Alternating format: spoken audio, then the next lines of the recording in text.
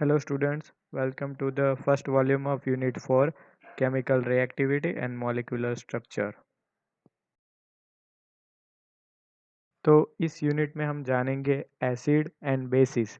तो एसिड और बेसिस के बारे में थोड़ा इन्फॉर्मेशन लेंगे, उसका ऑर्गेनिक केमिस्ट्री में क्या यूज़ होता है। तो बहुत सारी रिएक्शन है इसमें, जो एसिड बेस रिएक्शन है। और इससे हम क्या कर सकते हैं कि रिएक्शन मैकेनिज्म जान सकते हैं। अगर हम एसिड बेसिस के बारे में जानते हैं, उनके नेचर के बारे में जानेंगे तो रिलेशनशिप जान पाएंगे, उनका मॉलिक्यूलर स्ट्रक्चर और उनकी रिएक्टिविटी को जानने में हमको मदद मिलती है। और एसिड बेस जो रिएक्शन है वो हमको एक उदाहरण देती है कि सॉल्वेंट का क्या रोल होता है केमिकल रिएक्शन में। यहाँ पे हम जानेंगे कि एसिड बेस क्या होता है। फर्स्ट उसकी डेफिनेशन है the Bronsted Lowry definition. According to this theory, acid वो सब्सटेंस होता है जो प्रोटॉन डोनेट कर सकता है, और बेस वो चीज़ है जो उस प्रोटॉन को एक्सेप्ट कर सकती है। तो यहाँ पे नीचे एक एग्जांपल दिया गया है, लिखा है बेस प्रोटॉन एक्सेप्टर, वहाँ पे है HOH मतलब वाटर। दूसरा है एसिड HCl, वो है प्रोटॉन डोनर। मतलब आप देखोगे कि HCl में जो H है वो है, अगर वहाँ से अपना इलेक्ट्रॉन दे देगा Cl को तो वो बन जाएगा प्रोटॉन, और वही प्रोटॉन अगर इस H2O के पास जाके लगेगा तो वो बनाएगा H3O प्लस। तो H3O प्लस बनेगा वाटर का कॉन्जुगेटेड एसिड, और जो Cl माइनस स्पीसीज है वो बनेगी base, conjugate base of HCl। इसके कुछ अदर एग्जांपल देखते हैं कॉन्जुगेटेड एसिड और बेस के। यहाँ पे आप देखोगे वाटर जो है H2 वो एसिड के साथ बेस की तरह और बेस के साथ एसिड की तरह रिएक्ट करेगा। यहाँ पे हमने H2O और HCl में देखा कि H2O as a base react करता है, और H3O प्लस बनाता है, Cl माइनस स्पीसीज बनती है, वो बेस बनती है। सेकंड जो है वो H2O जब B माइनस मतलब कि बेस के साथ जब वो रिएक्शन होता है तो वाटर में से H प्लस उसी बेस के साथ रिएक्ट करके एसिड बनाता है, और वाटर में से OH माइनस स्पीसीज बेस में कन्वर्ट होती है। थर्ड एग्जांपल है अमोनिया का। जब अमोनिया वाटर के साथ रिएक्शन करता है तो अमोनिया बेस है, इसलिए एसिड की तरह रिएक्ट करेगा वाटर। तो एमोनिया है वो एक हाइड्रोजन H2O से लेगा और NH4 प्लस स्पीसीज बनाता है, वो होती है एसिडिक स्पीसीज। तो यहाँ पे हम इलेस्ट्रेशन देखते हैं कॉन्जुगेटेड एसिड बेस पेयर का। मतलब कि जो एग्जांपल है सारे, जैसे कि फर्स्ट लाइन है एसिड 1 और सेकंड लाइन में है बेस 2। तो जो एसिड वाली पार्ट है और वहाँ से जो दूसरी स्पीसीज बनेगी वो होगी बेस। तो एसिड में से उसका कॉन्जुगेटेड बेस बनेगा और बेस में से बनता है उसका कॉन्जुगेटेड एसिड। तो यहाँ पे हम फर्स्ट देखेंगे HNO3 जब H2O के साथ रिएक्ट करता है। तो HNO3 एसिड है, H2O water as a neutral होता है, बट एसिड के साथ बेस की तरह रिएक्ट करके वो एक H प्लस देगा, H3O प्लस बनाता है वाटर, और NO3 माइनस वो बेस पेयर बनती है, बेस स्पीसीज बनती है। उसी तरह HClO4 पर क्लोरिक एसिड जब वाटर के साथ रिएक्ट करती है तो एसिड H प्लस डोनेट करती है, वही H प्लस को H2O लेके H3O प्लस बनाता है, और ClO4 माइनस स्पीसीज वो बेस पेयर बनती है। इसी तरह H2S जब H2O के साथ रिएक्ट करता है तो H2S में से H प्लस H2O को देके H3O प्लस बनाता है, और SH माइनस स्पीसीज बेस बनती है, कॉन्जुगेटेड बेस, जो कि H2S का कॉन्जुगेटेड बेस है। उसी तरह एसिटिक एसिड भी H प्लस डोनेट करेगी, H3O प्लस बनाएगी। CH3COO माइनस जो होगी वो उसकी बेस पेयर होती है। उसी तरह वाटर, जब वाटर का एक मॉलिक्यूल दूसरे मॉलिक्यूल के साथ रिएक्ट करता है तो सेम वाटर भी अपना एक H प्लस डोनेट करता है दूसरे मॉलिक्यूल को, वो H3O प्लस बनाता है जो कि एसिडिक स्पीसीज है, और OH माइनस जो है वो बेस स्पीसीज है।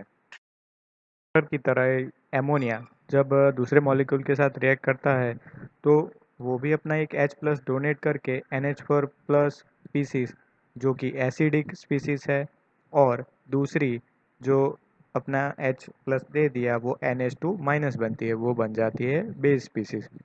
सेम वही H2SO4 और HNO3 नाइट्रेशन रिएक्शन की बात है कि वहाँ पे क्या होता है, H2SO4 अपना एक H प्लस HNO3 को देता है, वो बनता है H2NO3 प्लस, जो कि है प्रोटोनेटेड नाइट्रिक एसिड। और H2SO4 में से हाइड्रोजन जाके HSO4 माइनस बेस स्पीसीज बनती है। तो ये है सारे एग्जांपल कॉन्जुगेटेड एसिड और बेस पेयर के, कि कैसे एसिड में से कॉन्जुगेटेड बेस और बेस में से कॉन्जुगेटेड एसिड बनता है। अब यहाँ पे सेकंड डेफिनेशन होगी लुईस एसिड एंड बेस। तो लुईस एसिड एंड बेस क्या होता है? लुईस एसिड वो होता है जो इलेक्ट्रॉन पेयर को एक्सेप्ट करता है। किसी भी मॉलिक्यूल में से अगर वो दो इलेक्ट्रॉन को एक्सेप्ट करता है उसको जुड़ने के लिए, तो वो होता है लुईस एसिड। और लुईस बेस जो होता है वो इलेक्ट्रॉन पेयर डोनेट करता है, बिकॉज उसके पास पहले से ही इलेक्ट्रॉन पेयर होती है, इसलिए वो किसी को डोनेट करके उसके साथ बॉन्ड बनाता है। तो यहाँ पे हमने पहले देखा H प्लस जो कि लुईस एसिड है, लुईस बेस NH3 है। जब वो एक दूसरे के साथ रिएक्ट करेंगे तो अमोनिया है वो H प्लस को अपनी इलेक्ट्रॉन पेयर डोनेट करेगा, तो वो पूरी स्पीसीज बनेगी NH4 प्लस। उसी तरह है AlCl3, वो है लुईस एसिड, बिकॉज उसको इलेक्ट्रॉन पेयर की ज़रूरत है। और लुईस बेस जैसे कि अमोनिया, अब वो डोनेट करने के लिए रेडी है, तो वो एक दूसरे के साथ बॉन्ड बनाते हैं। वैसे ही हम लुईस बेस नीचे एग्जाम्पल में देखेंगे कि अल्कोहल है ROH, तो ऑक्सीजन के पास पहले से ही इलेक्ट्रॉन पेयर है, लुईस बेस है वो। और लुईस एसिड ZnCl2, तो लुईस एसिड क्या चीज़ है? जिसके पास इलेक्ट्रॉन की डेफिशिएंसी है वो होता है लुईस एसिड, और जिसके पास ऑलरेडी इलेक्ट्रॉन पेयर है वो है लुईस बेस, इसलिए वो इलेक्ट्रॉन पेयर डोनेट करेगा, तो ROH के साथ ZnCl2 जुड़ेगा। तो उसी तरह नीचे देखते हैं Br2, ब्रोमीन। तो यहाँ पे देखेंगे ब्रोमीन जो है वो है लुईस बेस। यहाँ पे उसके आउटसाइड आप देखोगे 3 इलेक्ट्रॉन पेयर है हर एक Br के पास।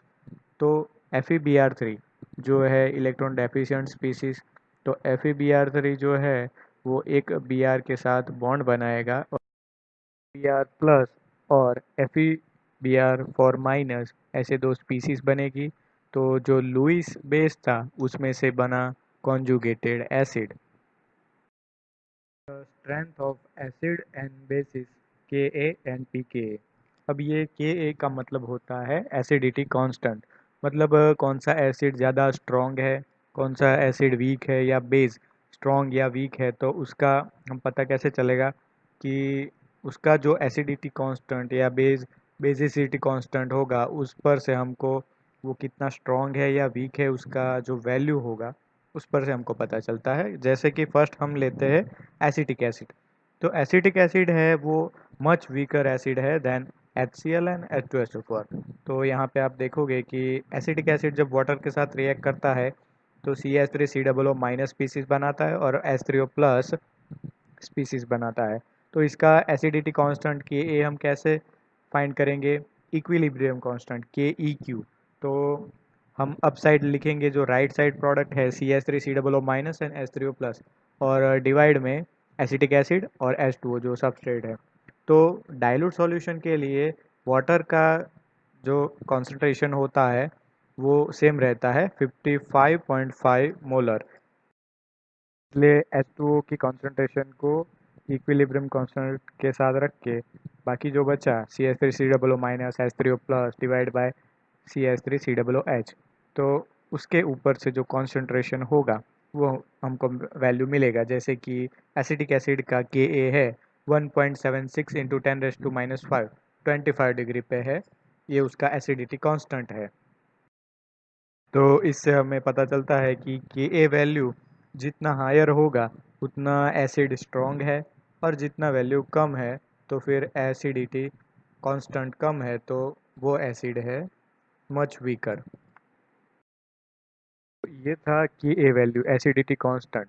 अब हम जानेंगे pKa value, acidity Ka and pKa। तो pKa वैल्यू क्या होता है कि जो एसिडिटी कांस्टेंट होता है Ka, उसका माइनस लॉग वैल्यू जो होता है वो ही है pKa। मतलब कि अगर Ka वैल्यू ज़्यादा होगी तो फिर pKa वैल्यू और डाउन हो जाएगी, क्योंकि वो माइनस लॉग उसको और कम कर देता है। मतलब जितना Ka वैल्यू ज़्यादा उतना ही pKa वैल्यू कम। तो जितना लार्जर वैल्यू pKa उतना वीकर एसिड होगा। अगर pKa वैल्यू बहुत ही कम है तो एसिड बहुत ही स्ट्रॉन्ग है। एग्जाम्पल में हम देखेंगे कि नीचे है एसिटिक एसिड CF3COOH, ट्राईफ्लोरोएसिटिक एसिड और है HCl। तो आप एसिटिक एसिड का pKa वैल्यू देखोगे 4.76 है, CF3COOH का pK है 0 और HCl का -7। तो हमने जैसे बोला कि लार्जर वैल्यू होगा pKa तो वो वीक एसिड होगा। तो यहाँ पे 4.76 बड़ा है तो एसिटिक एसिड वीक एसिड है, उससे स्ट्रॉन्ग होगा CF3COOH। और माइनस वैल्यू -7 है HCl का, मतलब वो है वेरी स्ट्रॉन्ग एसिड। अब यहाँ पे सबसे इम्पोर्टेंट बात आती है कि जो एसिड है उसका कॉन्जुगेटेड बेस बनता है, बेस का कॉन्जुगेटेड एसिड बनता है, ये हमको पता है, वाइस वर्सा। बट यहाँ पे हम देखेंगे कि जो ज़्यादा स्ट्रॉन्ग एसिड है उसका जो बेस बनेगा वीकर बनेगा, और जैसे कि ज़्यादा वीक बेस है तो उसका कॉन्जुगेटेड एसिड स्पीसीज होगा वो ज़्यादा स्ट्रॉन्गर होगा। तो यहाँ पे सारे एग्जाम्पल हम देखेंगे scale of acidity and basicity. तो यहाँ पे वन बाय वन मैंने लिस्ट यहाँ पे आपको दिया है, आपकी बुक में भी है, आप देख सकते हो आराम से। सारे जो भी कॉन्जुगेटेड एसिड है और सामने लिखा है उसका कॉन्जुगेटेड बेस, तो बीच में रखा है उसका पीके वैल्यू, पूरा जो चार्ट है। तो यहाँ पे आप देख सकते हो जैसे कि साइक्लोहेक्सेन है, साइक्लोहेक्सेन का पीके वैल्यू है, सामने है उसका कॉन्जुगेटेड बेस है। तो आप पीके वैल्यू पर से यहाँ पे आराम से सारे एग्जांपल देख सकते हो कि वो या स्ट्रॉन्गर एसिड है या फिर स्ट्रॉन्गर बेस है, या फिर वीकर एसिड है या फिर वीकर बेस है। जैसे ही आप आगे देखते जाओगे सारे एग्जांपल एरोमेटिक है या एलिफेटिक है या अलग अलग फंक्शनल ग्रुप वाले हैं। जैसे कि आप यहाँ पे देखोगे H2O का, तो H2O का है 15.7, उसका कॉन्जुगेटेड बेस है वहाँ पे OH माइनस। वैसे ही यहाँ पे देखोगे आप जो बेंजीन है, बेंजीन के ऊपर एक फंक्शनल ग्रुप COOH और OH वाला है, और उसका पीके वैल्यू है 13.4। तो आप यहाँ से पता लगा सकते हैं आराम से कि वो स्ट्रॉन्गर एसिड होगा या स्ट्रॉन्गर बेस होगा।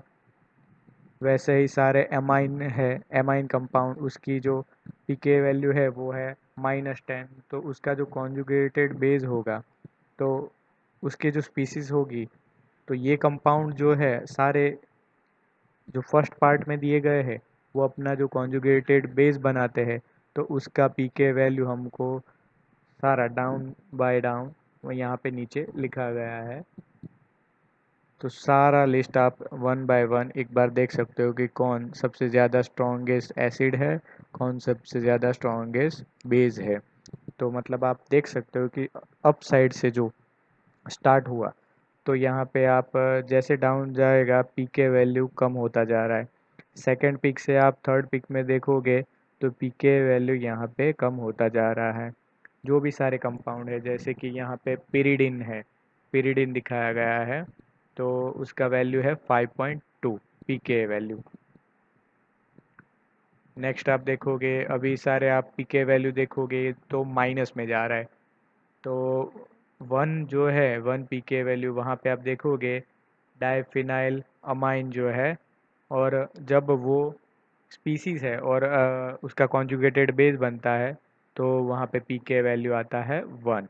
तो आप जैसे आगे आगे नीचे जाओगे देखोगे आप HNO3, तो नाइट्रिक एसिड स्ट्रॉन्ग एसिड है, तो उसका पीके वैल्यू दिया गया है -1.4। तो आप देखोगे जैसे ही वैल्यू कम होता जा रहा है इसकी एसिडिटी बढ़ती जा रही है, ज़्यादा स्ट्रॉन्ग एसिड नीचे सारे लिस्ट में आते जा रहे हैं।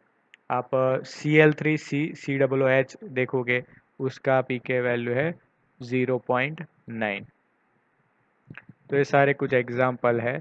और आप सबसे लास्ट में देखोगे इन सब लिस्ट में H2SO4, HbF4 और सबसे लास्ट जो है HClO4, सबसे ज़्यादा स्ट्रॉन्गेस्ट एसिड कोई है तो वो है HClO4, पर क्लोरिक एसिड।